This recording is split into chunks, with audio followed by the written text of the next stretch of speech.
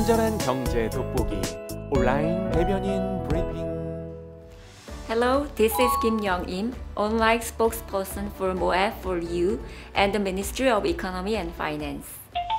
South Korea began Living with COVID-19 initiative from November 1st, unveiling its roadmap for gradual return to normal, thanks to combined efforts of the government and its people to protect lives and livelihoods during COVID-19 pandemic.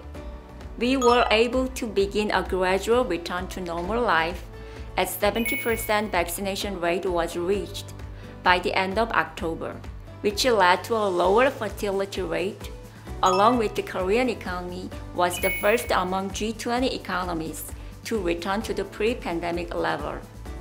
Stages for gradual return to normal will be carried out in 3 phases at 6-week intervals. In the first phase, restrictions for the essential businesses are lifted. In the second phase, large-scale events are allowed. And in the third phase, private gatherings are allowed regardless of the number of people. Based on the vaccination rate, medical system capacity, and the number of severe cases and deaths, Central Disaster and Safety Countermeasures Headquarters will determine the phases with the Council of the Daily Recovery Advisory Committee. Let's look at the changes in daily lives since the start of Phase 1. First, there are no time restrictions for restaurants, cafes, study rooms, and private educational institutes. With proof of vaccination or COVID-19 negative verification, one can use gyms or singing rooms. Gatherings with family and friends are allowed for up to 10 people in the Seoul metropolitan area and up to 12 people in outside the Seoul metropolitan area. We hope to move on to Phase 2 after the successful 6 weeks of compliance with quarantine measures for Phase 1. On November 1st, when the roadmap for gradual return to normal was implemented, Deputy Prime Minister Hong Nam-ki held an IR session in London, UK.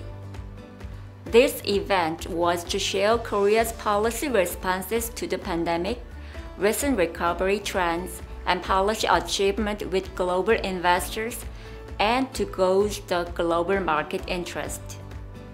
Participated companies included global investment banks and asset management firms in London, such as HSBC, JP Morgan, Gradual, Goldman Sachs. Deputy Prime Minister Hong Nam-ki began his presentation titled Korean Economy, a K-drama about winning over the pandemic, explaining what the Korean economy has in common with recent mega-hit K-drama Squid Game, saying that as it is not an overnight success, so is how the economy stands out amid the pandemic.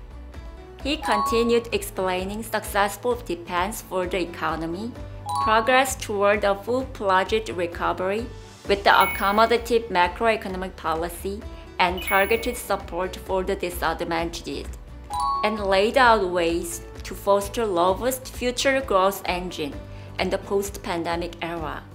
In particular, the Korean New Deal and strengthened response to climate change.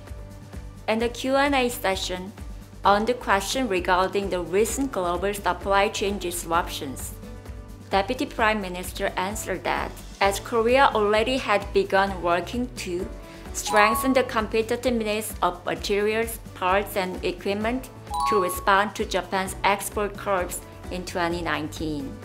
The supply shocks will only play a limited role, and the government will continue to closely monitor the situation in the future.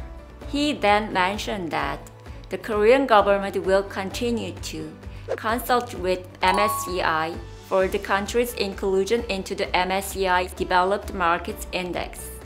The Korean government will continue to work closely with the global investors by sharing Korea's success stories of its economic recovery, to enhance foreign credit worthiness, also by thoroughly analyzing the views from other countries regarding our economy.